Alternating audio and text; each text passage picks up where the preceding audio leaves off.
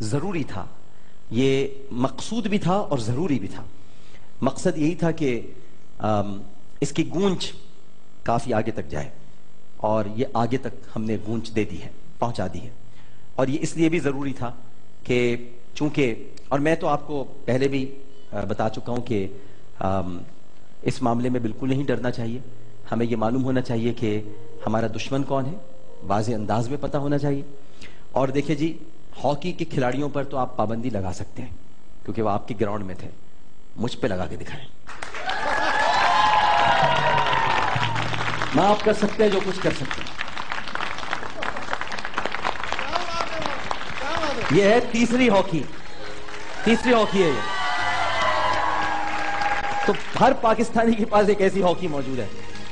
تو ہم بس یہ بتانا چاہتے ہیں کہ پہلے بھی جب واہگہ بارڈر پر بھی واقعہ ہوا تھا تو دوسرے دن آپ تو بھاگ گئے تھے، ہم تب بھی وہاں موجود تھے۔ اب بھی ہمارے بچے مارے گئے ہیں، شہید ہوئے ہیں، ہم تب بھی زندہ ہیں۔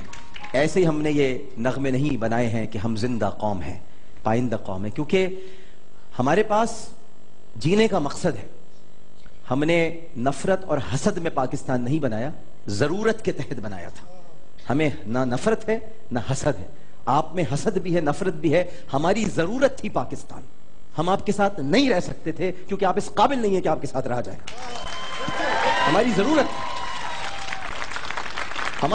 تھی پاکستان۔ ہمارا اوڑھنا بچھونا، رہن سہن، یہ سب کچھ آپ سے مختلف ہے، آپ کی تہذیب، آپ کی ثقافت۔ علامہ اقبال نے خطبہ الہ آباد ایسے نہیں دیا تھا جو کہ سر سید احمد خان کے اس فکر کا اور اس دو قومی نظریے کا ایک روح اس کے اندر موجود تھی خطبہ الہ آباد میں، تب کہیں جا کر پاکستان کا خواب شرمندہ تعبیر ہوا ہے۔ قائد اعظم محمد علی جناح کی گفتگو کوئی نہیں سمجھتا تھا۔ قائد اعظم محمد علی جناح، آج قائد اعظم کو بہت سارے لوگ یہ بات کہنا چاہتے ہیں کہ وہ ایک انگریز صفت انسان تھے یا ان کے اندر سیکولرزم بہت زیادہ تھا۔ میں نے کوئی ایسا سیکولر آدمی نہیں دیکھا جس کے اندر جب سے پاکستان بسا تھا اس نے ٹوپی اور شیروانی پہننی شروع کر دی تھی۔ 1943 میں کوئی اجتماع ہوا تھا جس میں میری والدہ بتاتی، میں آپ کو یہ بتانا چاہ رہا ہوں کہ وہ تقریر کر رہے تھے تو مقامی لوگ کھڑے تھے، تو کسی نے ایسے ہی پوچھ لیا یہ جو بول رہے ہیں تمہیں سمجھ آ رہا ہے؟ اس نے کہا نہیں سمجھ میں آ رہا۔ تو نے کہا کیوں سن رہا ہو؟ کہہ رہے میں سن اس لیے رہا ہوں کہ جو کچھ بھی بول رہا ہے صحیح بول رہا ہے۔ یہ جو کچھ بھی بول رہا ہے صحیح بول رہا ہے، کیونکہ یہ ہمارے لیے الگ وطن کی جد و جہد کر رہا ہے۔ تو یہ قائد اعظم نے بڑی قربانیاں دی ہیں۔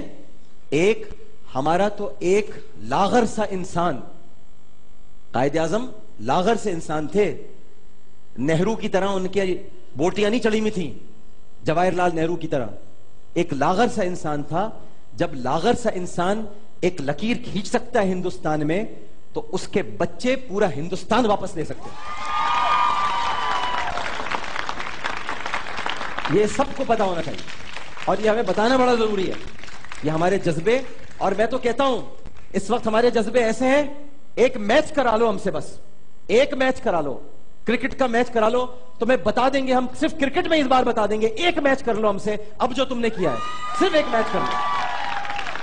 ہماری پاکستانی کرکٹ ٹیم، ہاکی میں تو تمہیں زمین چٹا دی ہے، لیکن اس وقت جو حالات ہیں جو تم لوگوں نے ہمارے ساتھ کیا ہے، اے بھارتیوں، ایک میچ تم صرف کرا لو، ہمارا صرف شاہد آفریدی اور مصباح الحق تمہارے لیے کافی ہے، کافی ہے۔ میرے تو بہت جذبات ہیں کیونکہ مجھے بہت ساری ایسی باتیں پتہ ہیں جو ظاہر ہے کہ آپ سب لوگ سطحی بنیادوں پہ ہر چیز دیکھ رہے ہیں، ہمیں بہت کچھ دیکھنا پڑتا ہے، معلومات حاصل کرنی پڑتی ہیں، سب کچھ معلوم ہے اور جانتے ہیں کہ یہ پیچھے کون ہے۔ بس دکھ اس بات کا ہوتا ہے کہ ہمارا پورا میڈیا ایک آواز ہو کر یہ بات نہیں کر رہا۔ میں ریکویسٹ کروں گا اپنے پورے پاکستانی میڈیا سے، سب بھارت کے خلاف آواز بن جائے، سب بھارت کے خلاف آواز۔ ایک دفعہ بننا پڑے گا اور بتانا پڑے گا کہ ہم سب ایک ہیں، اس ایک پیج پر بھی ہم کو جمع ہونا ہوگا۔